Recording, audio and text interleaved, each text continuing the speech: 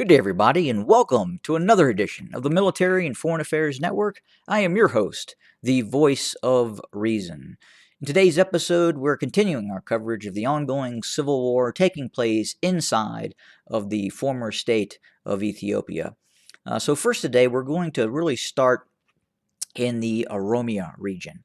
And this is a conflict, a civil war, an internal conflict that is very much not talked about in any forms of mainstream press or media. And if it does appear, it is very, very rare. So, what is exactly happening? So, right now, obviously the civil war continues throughout the former state of Ethiopia, with fighting still raging in and near the Tigray region, especially western Tigray, and uh, and in the Afar region as well, with punitive actions by the Tigrayan Defense Forces into the Afar region.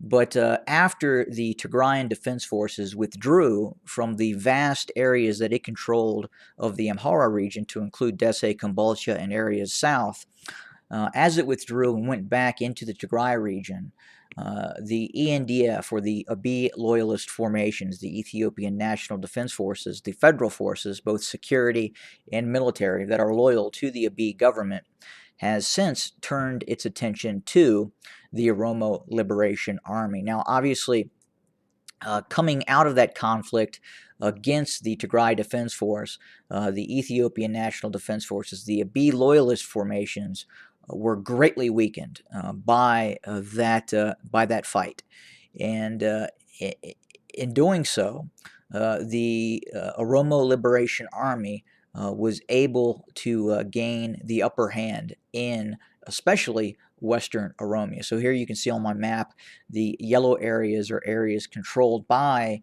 the Oromo Liberation Army and those forces allied with the Oromo Liberation Army. Now, because of these very significant setbacks by the Ethiopian National Defense Forces, the Abiy loyalist forces, the Abiy government is now resorting to the use of fixed-wing strike aircraft, and especially Chinese-made Wing Loon drones, both the Type 1 and the Type 2 version.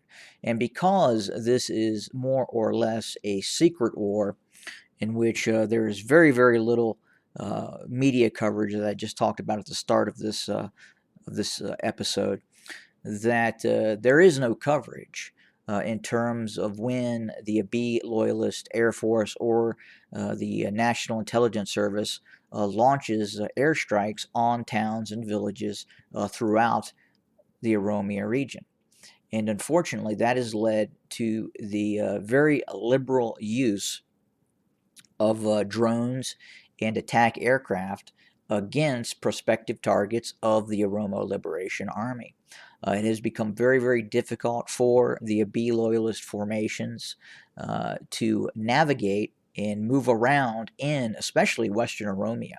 Again, I talked about in previous videos that normally Ethiopian National Defense Forces and federal police forces will only travel in dual companies, meaning nothing less than two companies of troops moving around in Western Oromia is safe. So what they would normally do is interdisperse those two companies where one company can cover the other in case of ambush.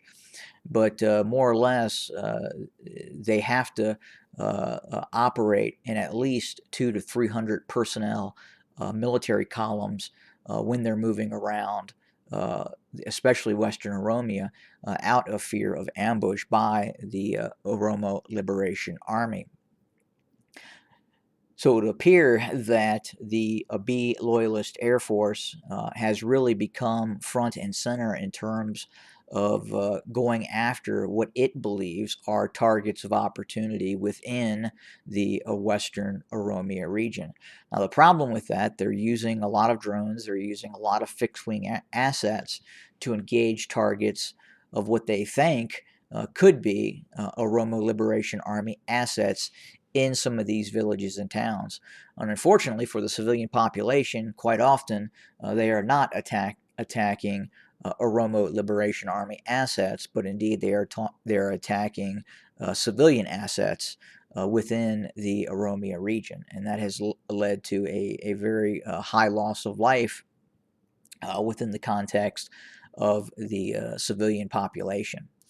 But again, this is a conflict and a war that is really not being talked about right now in any form of media outlet. If there is a media conversation about the former state of Ethiopia, it is often about the Tigray Abiy loyalist situation or conflict. It is not about the conflict, the other civil war that is taking place inside of the Oromia region. And that is just as vicious and just as intense as some of the fighting that we are seeing indeed near the border with the Tigray region, such as Afar and Western Tigray. But it would appear that Abiy Ahmed right now is really trying to get a handle on things in the Oromia region. He is resorting to the military option in an attempt to destroy the Oromo Liberation Army. But the tighter he grips, the OLA continues to slip through his fingertips, so to speak, and he is not being very successful in terms of his objective of destroying the Oromo Liberation Army. Again, vast swaths of land of Oromia are now under the control and have been under the control of the Oromo Liberation Army for quite some time now. And we have continued to see extensive battlefield defeats in lower level combat in regards to company-sized formations being ambushed and destroyed. And again, those military outposts have become few and far between, especially in some of these areas now where the Oromo Liberation Army actively controls. So again, these recent meetings in the United Arab Emirates, again, are really focused right now, we believe in MFAN, on the civil war that is taking place in the Oromia region. And it is front and center, and again, because of the destruction of the Abiy loyalist ground forces that took place in the battles near of Kamise, Kombolcha, Dese, Debre Burhan, other areas such as Wachale, Weldia, that has been a significant drain on the ENDF. And some of these forces are now trying to reconsolidate and reform forces, but that has given rise to the OLA and its capacity to take control and hold vast areas of especially Western Oromia right now.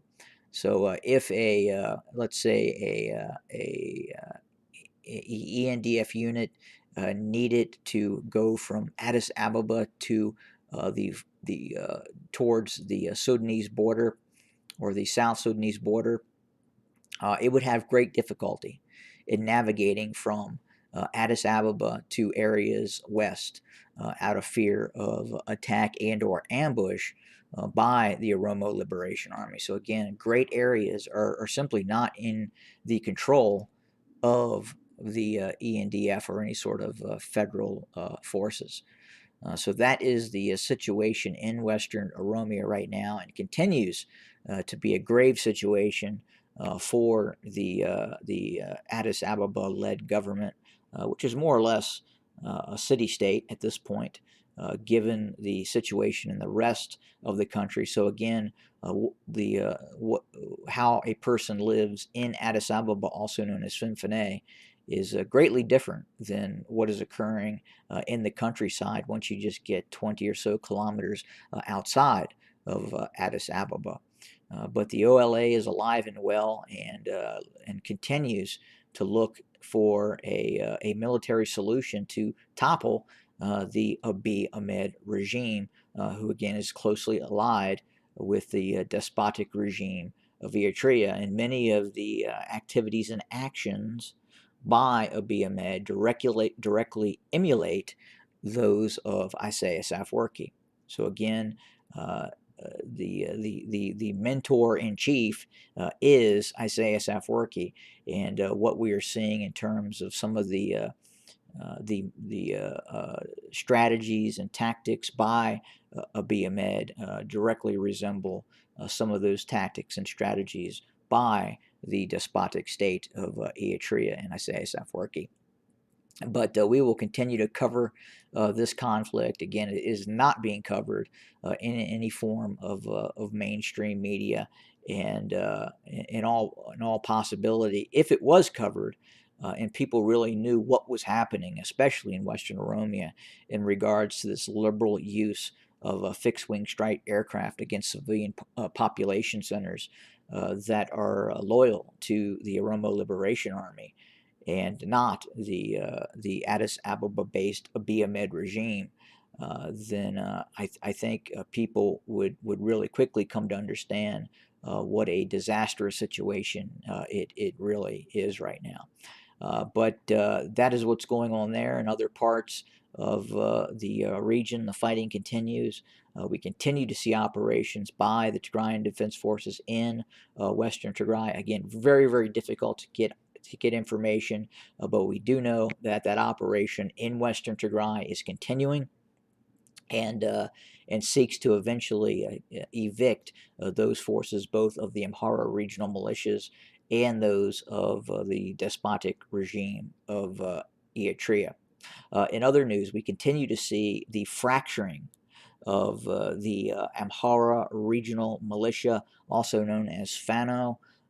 It again is becoming a very, very powerful armed entity within the former state of Ethiopia, to the point where certain intelligence organizations within the Abiy loyalist government are looking to curtail its operations. And there are some individuals within the Abiy loyalist-backed government that would like to see Fano destroyed. And again, we have seen direct infighting between Fano and certain federal entities, as Fano has attempted to take weapons and other supplies from the ENDF or the Abiy loyalist federal formations. We have seen that multiple times happen, both near DRK and near Debark, and then we have also seen it, meaning we have seen direct engagements between Fano, this Amhara-centric militia organization, which has basically become its own military, and the fighting that took place between Fano and the ENDF near Weldia, Kobo, and other areas, as the ENDF, the Abiy loyalist formations, had decided to withdraw, facing the onslaught of the Tigrayan Defense Forces, as the TDF conducted that punitive invasion which seized control of Kobo, Weldia, Wachale, Dese, Kambalcha.